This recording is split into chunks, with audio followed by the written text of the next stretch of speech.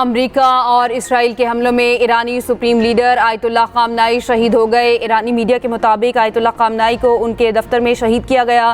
ایران میں 7 روزہ تعطیل اور 40 روزہ قومی سوگ کا اعلان۔ ایرانی فوج کا آیت اللہ خامنائی کی شہادت کا بدلہ لینے کا اعلان۔ علی لاریجانی کو آیت اللہ خامنائی کا جانشین مقرر کرنے کا امکان۔ ایرانی پاسداران انقلاب کا کہنا ہے کہ حملوں کے خلاف تباہ کن آپریشن جلد شروع ہوگا۔ اس سے قبل امریکی صدر ٹرمپ نے سوشل میڈیا پر دعویٰ کیا تھا کہ ایرانی سپریم لیڈر مارے جا چکے ہیں۔ ایران کے عوام کے پاس بڑا موقع ہے، وہ ملک واپس حاصل کریں۔ خامنائی کی موت دنیا کے لیے انصاف ہے۔ ایک انٹرویو میں ٹرمپ نے کہا، مجھے علم ہے خامنائی کے بعد کون احکامات جاری کر رہا ہے۔ کچھ اچھے امیدوار ہیں۔ امریکی صدر کا نئے ایرانی رہنما کا نام ظاہر کرنے سے گریز۔ ایران کے سرکاری میڈیا کے مطابق حملے میں سپریم لیڈر کی بیٹی، نواسی، داماد اور بہو جاں بحق ہو گئیں۔ ایرانی نائب صدر محمد رضا عارف نے صدر کا عہدہ سنبھال لیا۔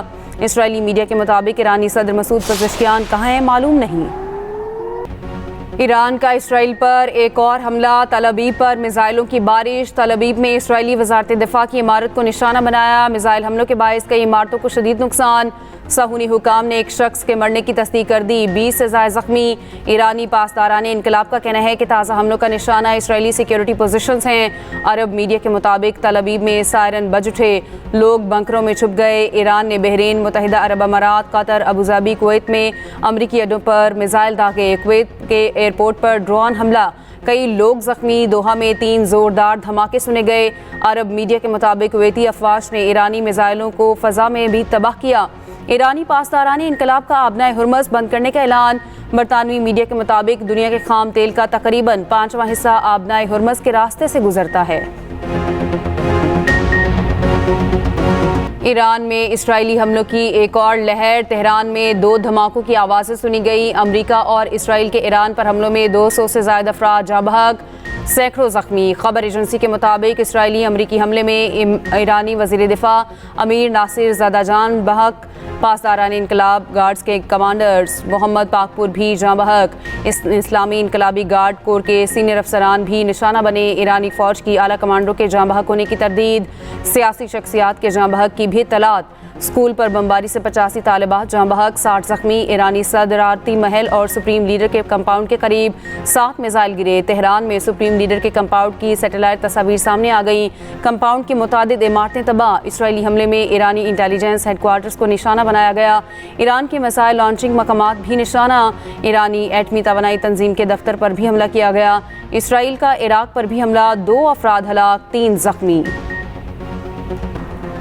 ایران کا دبئی ایئرپورٹ پر حملہ، ایک شخص جاں بحق، متعدد افراد زخمی۔ دبئی میڈیا آفس نے حملے کی تصدیق کر دی۔ عرب میڈیا کے مطابق حملے میں ایک شخص جاں بحق ہوا۔ دبئی، ابوظہبی، شارجہ کے ایئرپورٹ سے فلائٹ آپریشن بند۔ ایران کے دبئی میں برج خلیفہ کے اطراف بھی ڈرون حملے، میزائل کے ٹکڑے لگنے سے پاکستانی شہری جاں بحق۔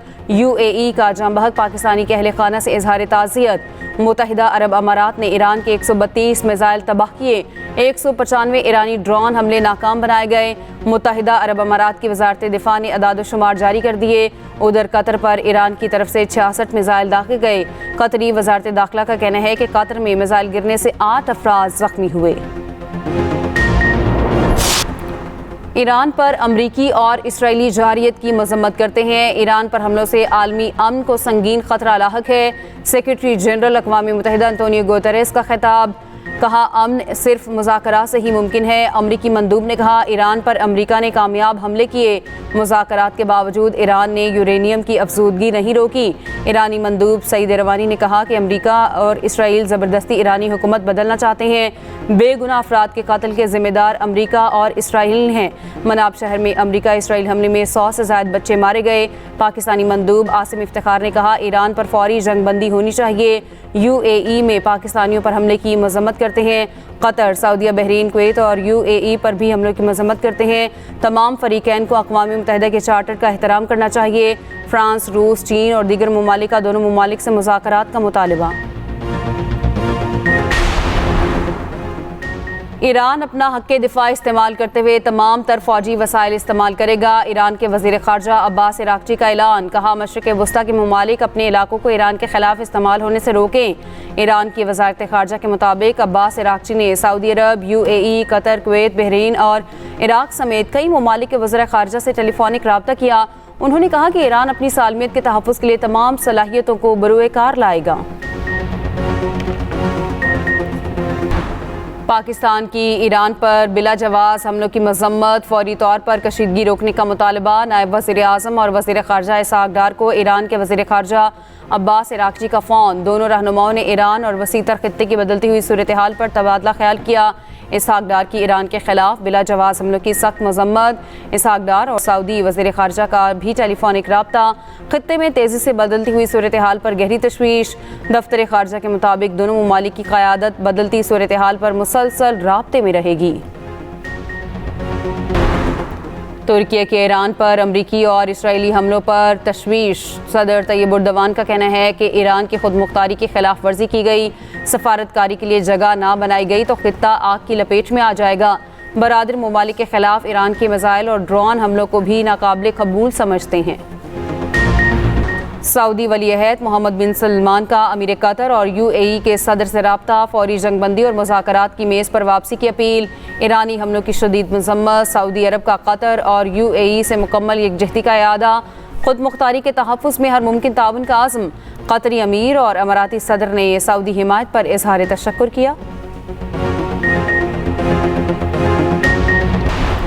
وزیر اعظم کی ایران میں موجود پاکستانیوں کو آذربائیجان کے راستے واپس لانے کی ہدایت۔ شہباز شریف کی زیر صدارت ملک میں مجموعی سیکورٹی صورتحال پر اعلیٰ سطح کا اجلاس۔ وزیر اعظم بولے، عوام اور مسلح افواج ملک کی سلامتی کے لیے ہر دم تیار ہیں۔ فیلڈ مارشل کی زیر قیادت افواج پاکستان بہترین انداز میں اپنے فرائض سر انجام دے رہی ہیں۔ وزیر اعظم کی وزارت خارجہ کو آذربائیجان کی حکومت سے فوری رابطہ کرنے کی ہدایت۔ حکومت نے پیٹرول 8 روپے فی لیٹر مہنگا کر دیا۔ پیٹرول کی نئی قیمت 266 روپے 17 پیسے مقرر۔ ڈیزل کی قیمت میں 5 روپے 16 پیسے فی لیٹر اضافہ۔ ہائی سپیڈ ڈیزل کی نئی قیمت 280 روپے 86 پیسے مقرر۔ پیٹرول اور ڈیزل کی نئی قیمتوں کا نوٹیفیکیشن جاری کیا گیا۔ اگر مگر کا چکر ختم، پاکستان T20 ورلڈ کپ سے باہر ہو گیا۔ سپر 8 مرحلے میں پاکستان کی سری لنکا کے خلاف جیت بھی کام نہ آئی۔ سیمی فائنل میں جانے کے لیے پاکستان نے سری لنکا کو 65 رن سے ہرانا تھا۔ پہلے بیٹنگ کی دعوت ملنے پر پاکستانی اوپنرز نے شاندار آغاز کیا۔ صاحبزادہ فرحان نے سینچری بنائی، فخر زمان نے 42 گیندوں پر 84 رنز بنائے۔ اوپنرز کے آؤٹ ہونے کے بعد پاکستان کی بیٹنگ لائن لڑکھڑا گئی۔ 8 بیٹرز ڈبل فگر میں ہی داخل نہ ہو سکے۔ 213 رنز کے ہدف کے تعاقب میں سری لنکا کی ٹیم 207 رنز بنا سکی۔ آج زمبابوے اور جنوبی افریقہ جبکہ بھارت اور ویسٹ انڈیز کے میچز ہوں گے۔ کپتان سلمان علی آغا کا کہنا ہے شکست کی ذمہ داری ہم ہی لیں گے۔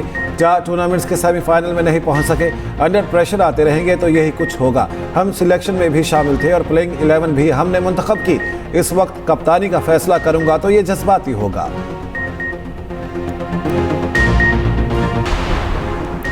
آپریشن غضب للحق پوری شدت سے جاری۔ افغان طالبان رجیم کو بھاری نقصان کا سامنا۔ افغان طالبان رجیم کے 352 کارندے ہلاک، 535 زخمی ہو چکے۔ وزیر اطلاعات عطا تارڑ کا ایکس پر بیان، لکھا افغان طالبان کی 26 چیک پوسٹوں پر قبضہ کر لیا گیا، 171 ٹینک اور فوجی گاڑیاں تباہ۔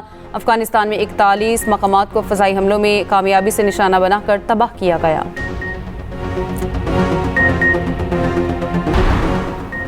دفاع وطن کے لیے سیکورٹی فورسز کا عزم غیر متزلزل۔ افغان طالبان کی جارحیت کے خلاف طاقتور جوابی کارروائیاں جاری۔ افغان طالبان کی ایک کے بعد ایک عسکری تنصیبات ملبے کا ڈھیر بننے لگی۔ سیکورٹی ذرائع کے مطابق پاک فضائیہ کا قندھار میں فضائی حملہ، افغان فوج کا بریگیڈ ہیڈ کوارٹرز تباہ۔